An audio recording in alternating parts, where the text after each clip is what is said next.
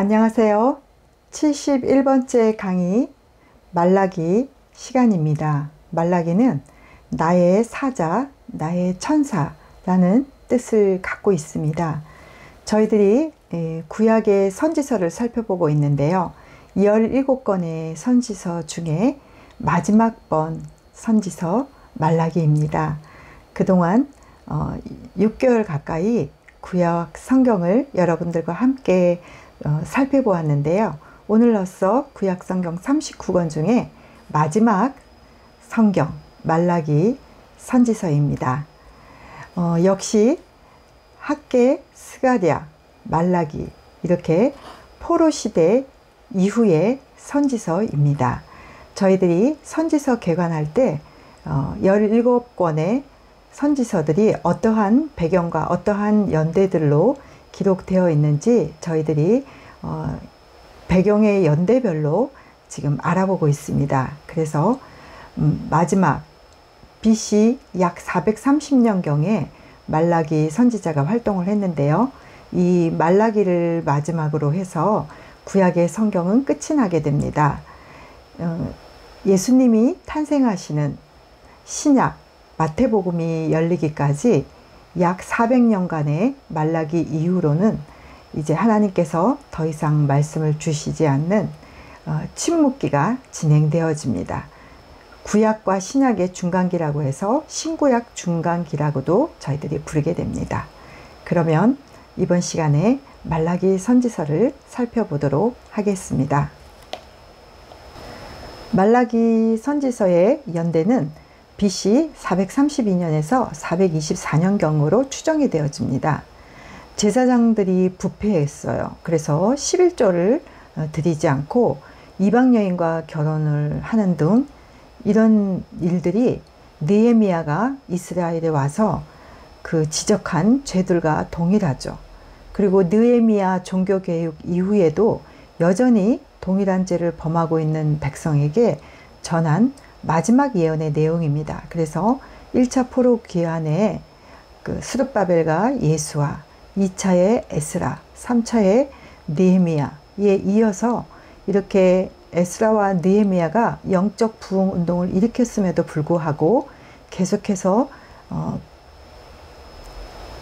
반복되어지는 이스라엘의 죄를 지적한 하나님이 주시는 마지막 말씀의 내용들이 바로 말라기에 기록이 되어 있습니다. 배경은 유대의 남은 자들이 BC 537년경에 귀환했죠. BC 536년에는 총독 스룹바벨과 대제사장 여호수아의 지휘 아래 성전이 재건되어집니다. 성전이 재건되어졌고 성전 제사가 행해지고 있었지만 돌아온 사람들이 맨 처음에 가졌던 기대와 흥분이 점차 무기력과 무관심으로 바뀌어가고 있었고요. 종교적인 의식이 형식화되고 신앙의 열정도 식어버리고 이스라엘은 여전히 타락과 죄악으로 이어져 갔습니다. 이런 배경 속에 말라기가 기록이 되어집니다.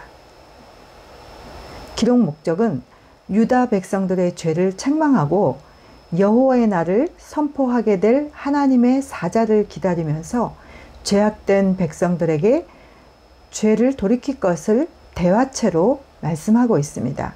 하나님께서는 백성들이 신실한 삶을 살도록 권고하기 위해서 이 책을 기록하게 하셨습니다. 내용은 하나님께서 예언자 말라기를 통해서 예배와 삶에서 타락한 이스라엘 제사장들과 백성들에게 경고를 하는 걸로 시작을 합니다.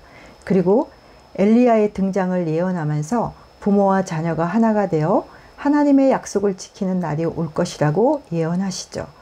또한 만약 하나님의 뜻에 순종하지 아니하는 자는 지금까지 말한 모든 심판과 재앙이 내려질 것이라고 선포하면서 말라기를 마무리하고 있습니다.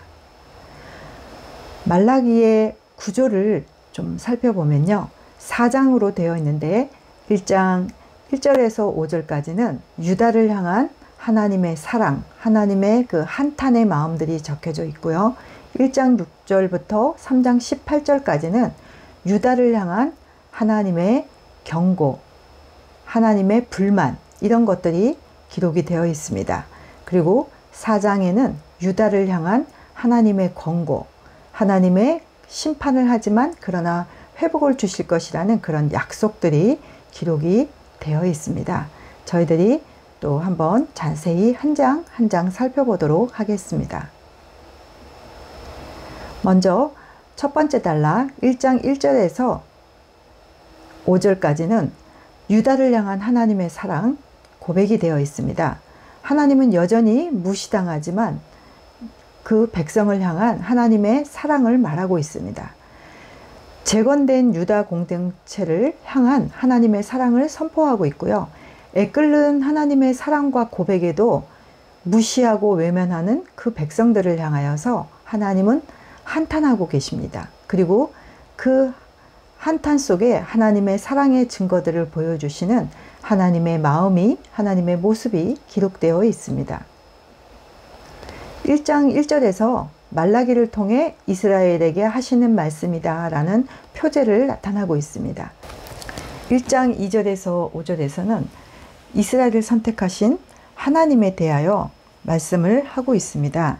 하나님께서 내가 너희를 사랑하였다고 그의 백성에게 말씀하십니다. 이때 백성들은 어떻게 우리를 사랑하셨어요? 하고 반박합니다. 하나님의 사랑을 의심하는 것은 불신앙과 불순종의 마음인 거죠.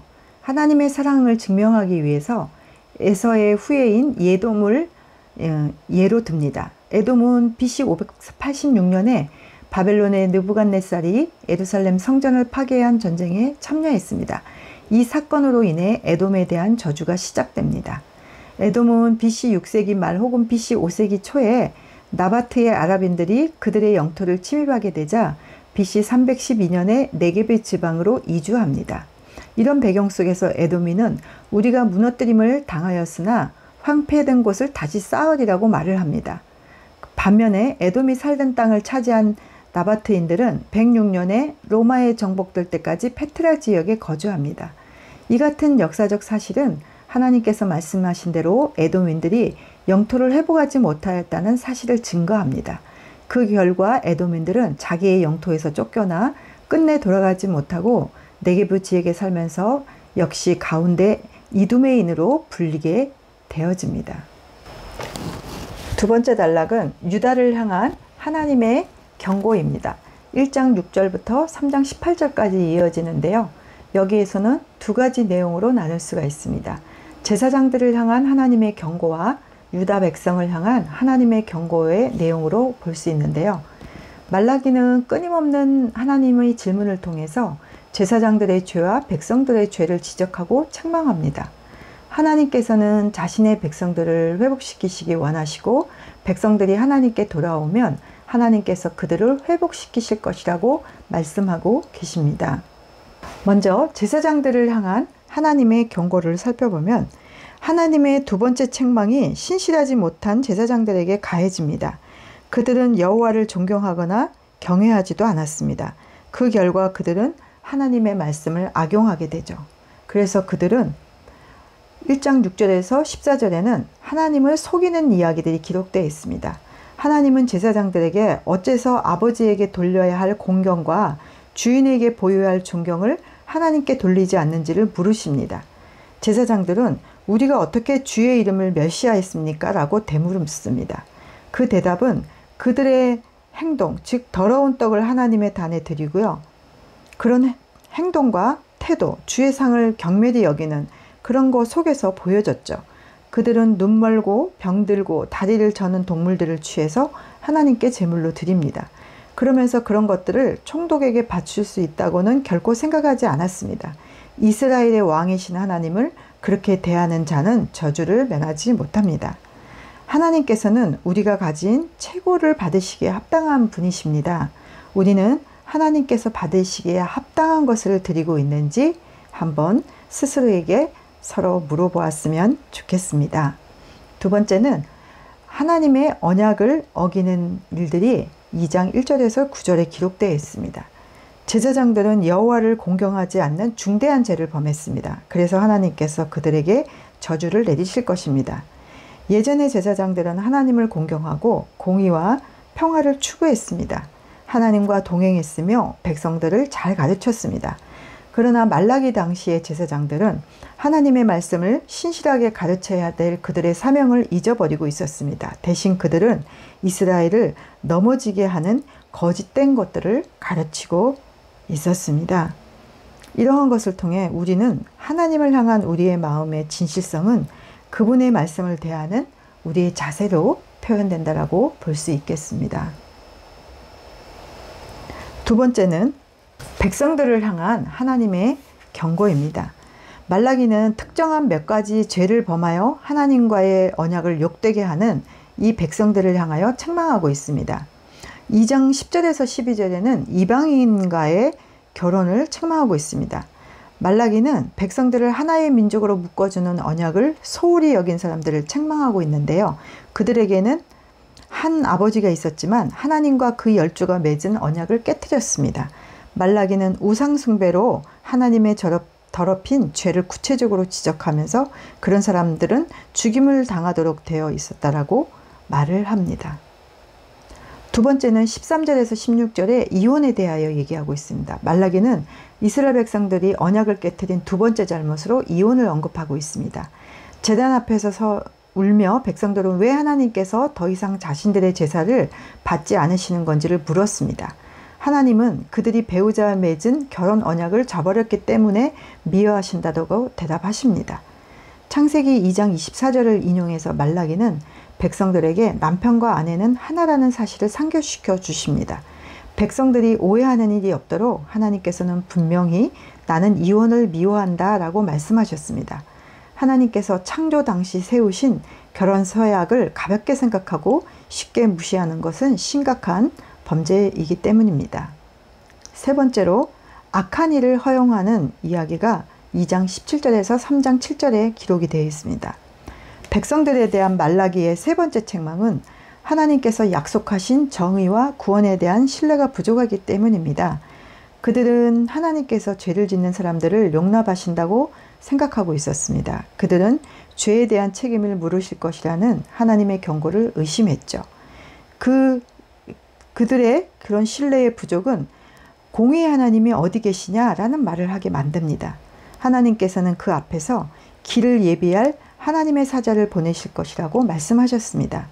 하나님께서 심판하러 가까이 오실 때 사람들이 지은 죄를 구체적으로 지시할 것이라고 3장 5절에 말을 하고 있습니다. 그들은 하나님께서 지적하신 그 죄의 전부는 아닐지라도 많은 죄들을 범하고 있었습니다. 말라기는 그들이 범한 죄의 용서를 받기 위해 하나님께로 돌아서라고 백성들을 권고하고 있습니다. 또한 도적질에 대해 책망하고 있습니다. 3장 8절에서 12절에서 백성들에 대한 네 번째 고발에서 말라기는 사람이 어찌 하나님의 것을 도적질하겠는가 물었습니다. 대답은 당연히 그럴 수 없다라고 되어야 했지요. 그러나 하나님께서는 그들이 11조와 헌물을 하나님께 드리지 않으므로 하나님의 것을 도적질했다고 덧붙여 말씀하십니다. 하나님께서 레위기 26장과 신명기 28장을 사용하셔서 백성들이 그들의 불순종 때문에 저주 아래 있다고 말씀하십니다. 그러나 또한 그들이 하나님의 명령에 순종한다면 복을 받을 수 있음을 말씀하십니다. 또 유다의 교만과 주께서 정하신 날에 대하여 3장 13절에서 18절은 말을 하고 있습니다. 하나님의 마지막 책망은 백성들이 완악한 말로 여호와를 대적했다는 말로 시작됩니다. 그리고 우리가 무슨 말로 주를 대적하였나이까? 라는 그들의 요구에 하나님은 하나님을 섬기는 것이 헛되니 그 명령을 행하는 것이 무엇이 유익하겠는가? 라고 그들에게 말하십니다. 백성들은 하나님의 선하심을 의심하기 시작했고 하나님을 대적하며 자신들을 높이는 교만한 사람들을 복된 자라고 부르기 시작했습니다. 그때 하나님은 여전히 신실하게 행하고 경외하며 그 이름을 존중히 생각하는 사람들의 이름을 기록할 두루마리를 준비하기로 결정하십니다. 세 번째 단락, 유다를 향한 하나님의 권고입니다. 여기에서는 하나님께서 정하신 날과 엘리야의 등장 예언들이 기록되어 있습니다. 이스라엘을 향한 하나님의 사랑에 대해 백성들은 모른다라고 말을 하면서도 자신들의 잘못을 깨닫지 못합니다. 그럼에도 불구하고 하나님은 그들을 향한 하나님의 사랑의 마음은 시리다고 계속 보여줍니다. 그들을 향한 권고, 즉 심판과 동시에 회복에 대한 약속이 적혀 있습니다. 여호와의 날이 다가오고 있다라고 선포하고 있고 엘리야를 보낼 것에 대한 하나님의 약속들이 4장에 기록이 되어 있는데요. 말라기는 다가오는 하나님의 심판과 구원의 날을 이미 선포했습니다. 그리고 4장에서 그는 다시 여호와의 날에 대한 주제를 말하고 있습니다. 그는 하나님께서 악한 자를 심판하러 오실 극렬한 풀무불 같은 날로 묘사를 했습니다. 그러나 그러한 날이 하나님을 아는 사람들에게는 구원과 축복이 될 것이라고 말을 합니다. 상한 자들을 치료하는 의로운 강선이 떠오를 것이기 때문입니다. 그날의 의로운 남은 자들이 악인을 밟게 될 것입니다. 4장 4절에서 6절은 엘리야를 보낼 것에 대한 하나님의 약속을 기록하고 있는데요. 말라기는 두 가지 사실을 상기시켜 줍니다. 첫째는 모세를 통해 주신 율법에 순종하라는 것입니다. 율법을 기억하라는 거죠. 둘째는 크고 두려운 날이 오기 전에 국가적인 부흥을 위해 다시 돌아올 엘리야를 기대하라는 것입니다. 구약 성경이 침묵하기 전 그 세대 사람들에게 마지막으로 남긴 말은 안정을 누리고 지도를 받기 위해 모세를 되돌아보고 소망을 갖기 위해 엘리야를 내다보라는 당부의 말이 적혀 있습니다. 구약 성경에 나오는 가장 위대한 선지자라고 할 수 있는 모세와 엘리야는 변화선상에서 그리스도와 함께 나타납니다. 마태복음 17장 3절에 또 기록이 되어 있죠. 세례 요한은 엘리야와 동일시 되었지만 그의 사역은 모세와도 관계가 있습니다. 그리스도의 재림을 향해 가는 동안 모세와 엘리야가 했던 것과 일치되는 사역을 하게 될 두 증인이 나타나게 되어집니다. 이러한 내용은 또 계시록 11장 3절에서 6절 사이에도 또 기록이 되어 있습니다.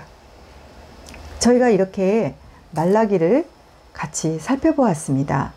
말라기 4장까지 공부하면서 저희가 한번 또 이렇게 요약을 해본다면 말라기의 예언은 세례 요한과 예수님의 오심에 의해서 성취가 되었습니다. 세례 요한과 예수님의 사역은 이스라엘 백성들이 의심했던 하나님의 사랑의 완성인 것이죠. 교회는 하나님의 사랑을 의심하지 말고 예배와 교회를 섬기는 일에 최선을 다해서 교회의 본연의 모습을 지켜가야 할 것입니다. 여러분들의 기도와 여러분들의 사랑 덕분에 2월 말에 시작하여서 오늘 이렇게 9월 초에 구약성경 39권을 끝내게 되었습니다. 이 강의를 또한 이렇게 만들어 가면서 부족하지만 하나님께서 주신 은혜들을 나누었지만 너무나 부족하고 정말 더 많은 것을 공부하고 준비를 해야 되는구나 라는 생각을 했던 또 시간들입니다. 그럼에도 저희 강의를 들어주신 여러분들께 감사를 드리고 저는 이제 좀 몇 달간의 휴지 기간을 가지려고 합니다. 더 공부하고 더 기도하고 그래서 잘 준비되어지는 모습으로 여러분들에게 또 신약을 준비해서 여러분들과 만나기를 또 기대해 봅니다. 그동안 또 여러 가지 시간 관계상 또 여러 가지 이유들로 공부를 잘 하지 못하셨 분들이 있었다면 다시 한번 처음부터 차근차근 보시면서 하나님과의 은혜를 구약 성경을 통해서 또 누리시기를 축복하고 기대합니다. 감사합니다.